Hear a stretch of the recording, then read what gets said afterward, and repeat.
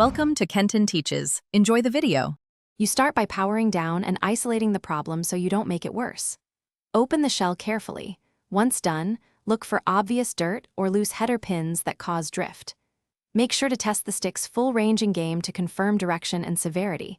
This tells you whether calibration will help or cleaning is required. While you're here, prepare tools and the isopropyl. Quick action now saves you time later. You need to clean and then decide whether repair or replacement is necessary. First, use compressed air to blast out dust, then apply 90% plus isopropyl with a cotton swab to the potentiometer while moving the stick. That clears conductive grime. Next, recalibrate the stick in device settings and increase dead zones slightly to mask tiny offsets.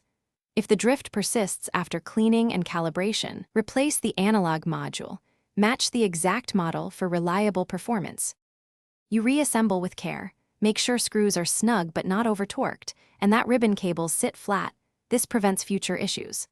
Once done, perform a 5-10 minute play test and watch an input monitor to verify the stick stays centered.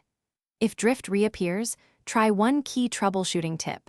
Swap in a known good analog module to isolate whether the controller board or the module is failing. That binary swap tells you what to replace next. Thanks for watching. Please subscribe if this video was helpful.